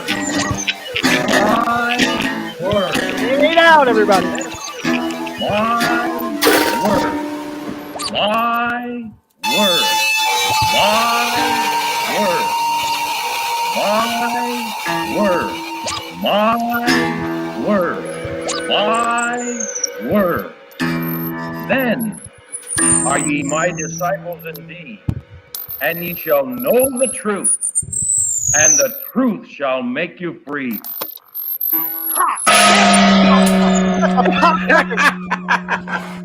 The pop record, the bonus beat at the end there. Well, I think we probably cured some cancer. We probably made people sterile. We probably kept some people from having babies tonight.